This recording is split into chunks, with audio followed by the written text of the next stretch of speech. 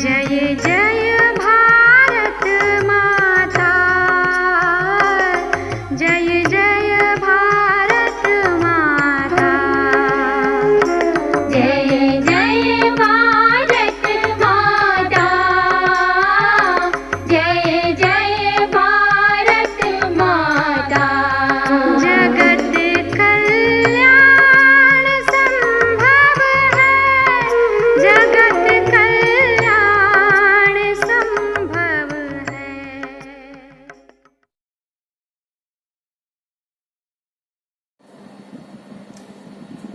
नमस्कार मित्रों,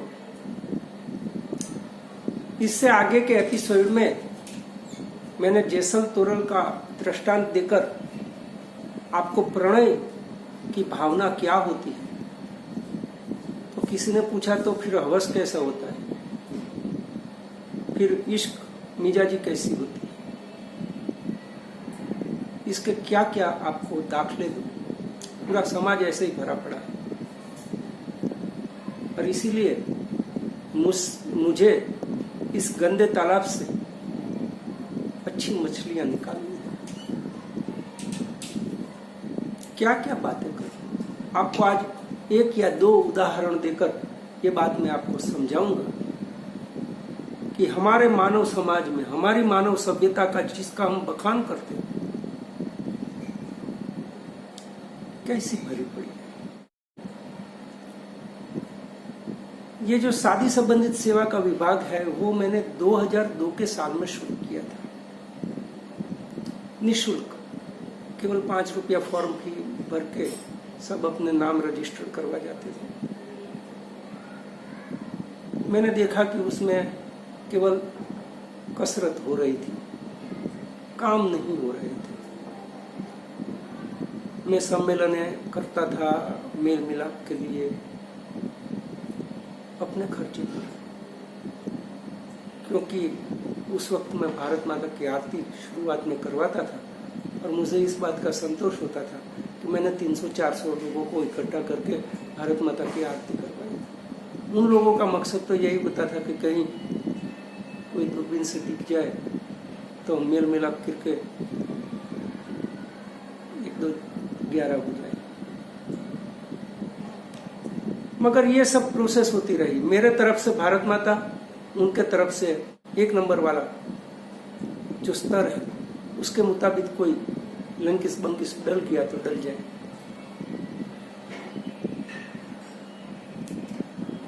वो दौर में मैंने एक साहसिक काम किया। बहुत लोग ऐसे आते थे, मैत्री करार करवाओगे, फ्रेंडशिप करवाओगे। तब मैंने तय किया कि देखो समाज के कैसे कैसे पदवीधारी लोग, उनको क्या कामनाएं हैं, तो मैं मेरे सत्संग से उसको सुधारूंगा। ऐसी सोच से मैंने देखा कि कुछ करना होगा, तो मैंने अनुभव करने के लिए अखबार में इश्तिहार देना चालू किया। उस वक्त ये लिव इन रिलेशन का जजमेंट नहीं आया था, मगर मैं उसका समर्थक था कि यदि स्त्री और पुरुष वैवाहिक जीवन में नहीं बन सकते मगर दिल से यदि एक दूसरे को पसंद करते हैं, तो हमारे पिछले साहित्य में ऐसे किस्से हैं। तो मैंने इस बात का अनुमोदन किया था कि यदि वो अपनेपन से बिना शादी से भी रहना चाहते हैं तो उसको छूट होनी चाहिए। उस वक्त में मैत्री करार का चलन था, बहुत लोग आते थे, मैत्री करार करवाओगे, मैत्री करार करवाओगे। तो मैंने 2-3 दफे इश्तिहार डाला कि बिना शादी के सहचर्य का प्रावधान, संस्था की सेवा। अरे मैं तो हबक हो गया।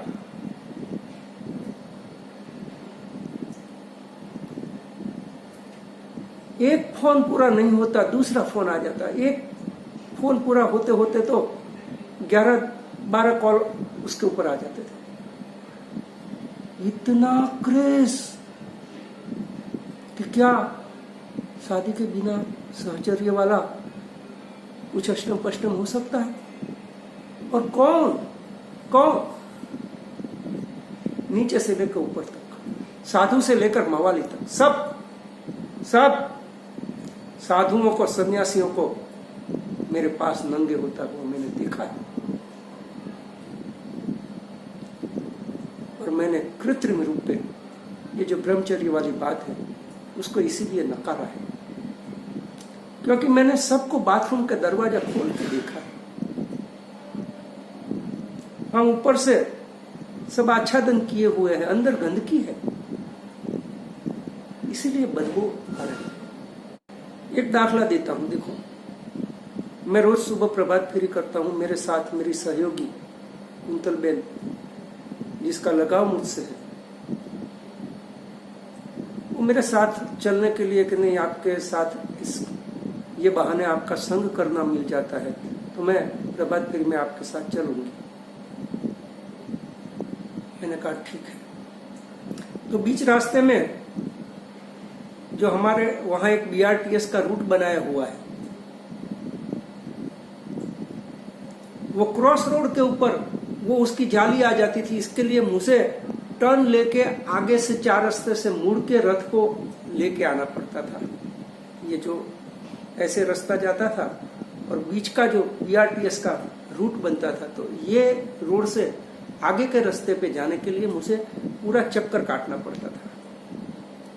और कुंतल बेन चलने की आलसी थी, तो वो वहां BRTS के बस स्टैंड के पास वो उसको कूद के, उसकी जाली कूद के वहां से सीधी निकल के आती थी।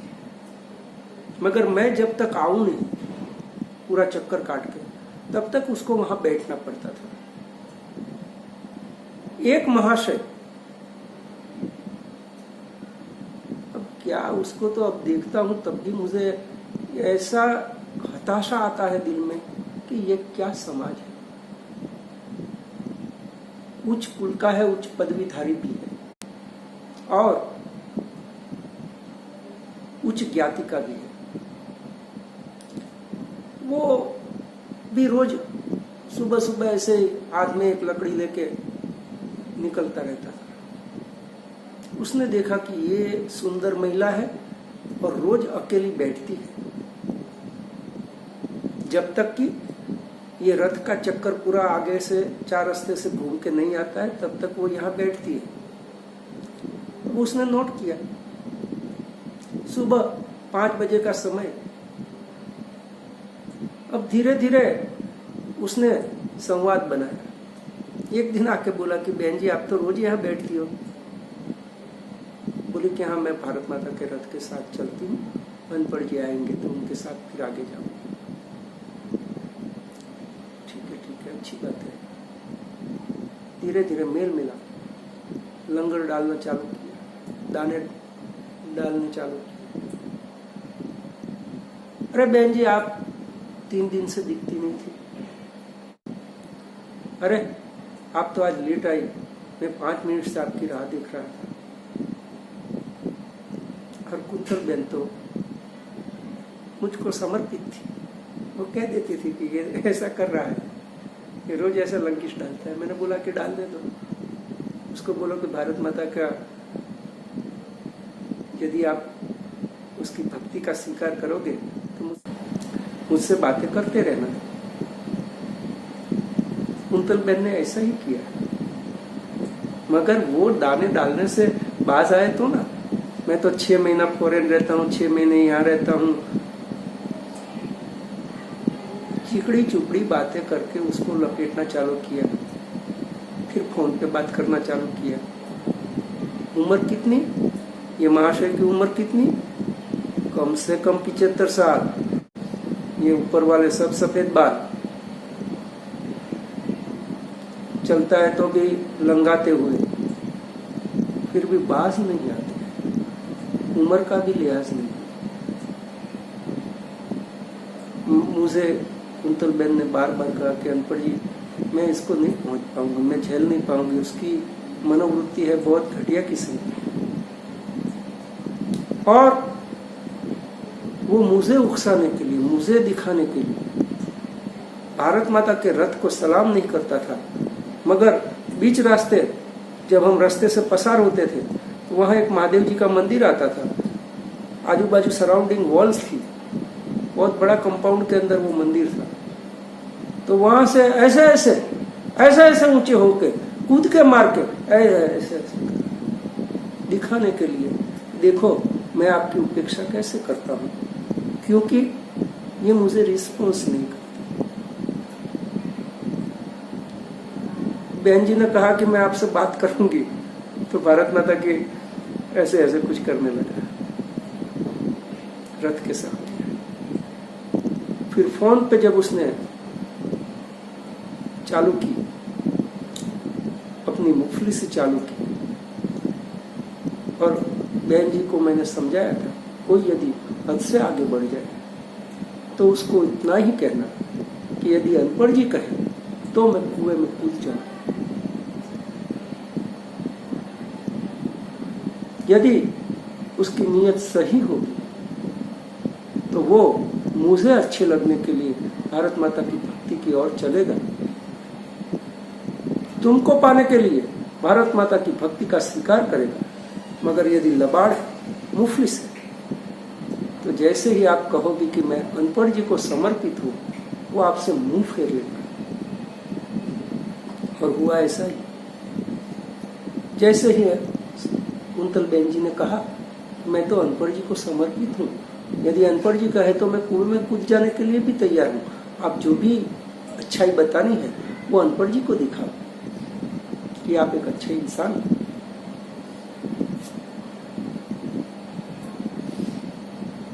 और ऐसे निकलता है, पिछले 2 साल से मैं देख रहा हूं प्रभातपुरी के रथ के सामने घीस के रोज ऐसे निकलता है जैसे भारत माता का अपमान करने से उसको बहुत ही सुकून मिलता है। और दिखाने के लिए वो महादेव का मंदिर की दीवार लांग के ऐसे ऐसे कूद के। ये है घटिया समाज, शर्म तक नहीं है। और जब मैंने 2002 के साल में बिना शादी के सहचर्य का इश्तेहार डाला था, मेला लग गया, कल्पना से परे। तभी मैंने ये प्रेम के स्वरूप को विभाजित करके आपको दिखाया कि यदि प्रणय की भावना के चलते ये बात है, ये लगाव है, तब तो वो सलाम के लायक है, क्योंकि वो अपना आत्मा का भी कल्याण करेगा, समाज का भी कल्याण करेगा, प्रणय से जुड़ेगा। और यदि कोई प्रणय से 2 मन जुड़ते हैं तो ये पवित्र आविष्कार है। इसके लिए शादी की कोई जरूरत नहीं, इसके लिए शर्तों की कोई जरूरत नहीं, इसके लिए अपेक्षाओं की कोई जरूरत नहीं। मैं ना रहूं तो तू ना रहे, एक दूजे में खो जाए, ये होता है प्रेम। और ये जो मैंने 2 दाखिले दिए वो है उसके रात, इश्क, हवस, कामना, जो क्षुल्लक होती है, बदलती रहती है, एक को छोड़ के दूसरे पर, दूसरे को छोड़ के एक पर, ये बस अविरत ऐसे ही बहती रहती है। और इसीलिए हमारे साहित्य में कहा गया है कि स्नेह लग्न की विधवा को पुनः लग्न सम पाप ने। यदि आपने प्रणय किया है और यदि आपका साथीदार छूट गया तो मन में दूसरे साथी का विचार आना, इससे बड़ा कोई पाप नहीं होता। और देह लग्न की विधवा को पुनर्लग्न सम पुण्य नहीं। यदि आप दूसरे किस्म के, जो मैंने आपको बताया था, प्रेम, प्रीत, नेड़, यदि आप ऐसी भावना से, कुछ सोच समझ से, निर्धारित बातों को तय करके यदि जुड़ते हो निष्ठा रखते हो और यदि साथी छूट जाता है तो उसके लिए कहते हैं कि उसको दूसरी शादी करनी चाहिए। देह लग्न की विधवा को पुनर्लग्न सम पुण्य नहीं। और इसीलिए ये जो लगाव स्त्री और पुरुष के बीच के लगाव है उसका सूक्ष्म विश्लेषण किए बिना कोई यदि कहता है कि मेरे लायक कोई हो तो बता दो ना, अरे क्या बताऊं, तू पूरा लायक है कि नहीं उसको तो पहले देखना पड़ेगा ना। महिलाएं आती है, हमको थोड़ा फोन नंबर दे देना, मैं मेरे अपने तरीके से बात कर लूंगी। अरे क्या बोलती है, कभी देखी है ऐसी महिला को जो अनुसंधान बनाए बिना ही सीधी शादी संबंधित बातें करे। एक चल रहा है कोई सीनियर सिटीजन का ये वो, यदि सूक्ष्म रूप से विश्लेषित करो ये सब बाजार चल रहा है। हमको गंभीरता से सोचना पड़ेगा, ये कोई साधारण विषय नहीं है। जीवन को सुधारने का और जीवन को जहन्नुम में डाल देने का, बिगाड़ देने का, ये दोनों बातें बन सकती है। यदि संवारना है तो मेरे पर विश्वास करना पड़ेगा। मैं जो भी कहूं वो रास्ते से गुजरना पड़ेगा और मुझे मेरे कार्य पर विश्वास है। और इसीलिए मैंने कहा है कि दूसरे दर्जे का जीवन साथी तो आपको मिल ही जाएगा। मेरी सोच है प्रणय से परम पद की प्राप्ति वाले युगल बनाने की, मगर वो ना भी बने तो मैं दूसरे किस्म के प्रीत, प्रेम, वाल, नेड़ ऐसी भी यदि साधारण किस्म की भावना है तो ऐसे जुड़ान को योग्य समझता हूं और वो करवा सकता हूं। वो तो होना ही होना है। मगर कोई भी ये मान के आए कि मैं जो उसके राट वाला, वो इश्क मिजाजी वाला, वो कामनाएं पूर्ति वाला, हवस वाले बातों का, मैं उसको धिक्कारता नहीं हूं। इसका मतलब ये नहीं है कि मैं उसका समर्थन करता हूं या समर्थित करूंगा या उसकी भावनाओं के अंदर मैं सहयोग करूंगा। ये कतई नहीं होने वाला है। मेरे पास आने वाले मोटा मोटी लोग में से कम 50-60% लोग ऐसे ही हैं जो जानते ही नहीं है। प्रणय को तो छोड़ो, प्रेम, प्रीत, लगाव, एक दूसरे के लिए वहाल, ये बनने से पहले ही बोलते हैं कि लिंगश डाल दो ना, मैं बात कर लूंगा और बात कर लूंगी। महिलाएं तो खतरनाक होती है। महिलाओं को तो तुरंत मैं उसका आईना दिखा देता हूं कि मेरा जरिया ढूंढ के तू किसी को बोतल में उतारना चाहती है क्या? ये यहां नहीं होगा बहन जी, ये कोई प्रोफेशनल नहीं है, ये थे के अधीन है। यदि तू सही रास्ते पर चलना चाहती है तो मैं तेरा हमदर्द हूं। मगर तू चाहती है कि पुरुषों की कमियों को मैं उसका लाभ उठा लूं, तो उसमें मैं सहयोग नहीं कर पाऊंगा। मगर पूरा समाज इससे भरा पड़ा है। जो ये संबंधित विभाग में चलाता हूं, शादी संबंधित, मैं ये आशा से चलाता हूं दिव्य युगलों का निर्माण या अच्छे जोड़े को बना के उनकी गृहस्थी को संभलवाना। मगर कोई सिद्धांतों को ही नहीं अनुसरता, ऐसे ही बोल देता है कि लकड़ी चला दो, पतंग चढ़ा दो। ये क्या नहीं होने वाला। प्रणय ये मेरी भावना है, मेरा लक्ष्य है। मगर आप उस तक ना भी पहुंच पाए तो आपको प्रीत, प्रेम, वाल, नीड़ा, ये जो भावना है वो भावनाओं के अनुसार तो चलना पड़ेगा, उसी के लायक बनना पड़ेगा। उसके पहले आप मुझसे सेवा का, गारंटी का, उसका अंजाम का यकीन नहीं रखना चाहिए। ये नहीं होगा। और इसीलिए ये श्रृंखला में मैं आगे आगे बातें करता जाऊंगा, आपको सुनती जाने पड़ेगी और मैं आपका परीक्षण भी लेता रहूंगा। ये समझ लेना।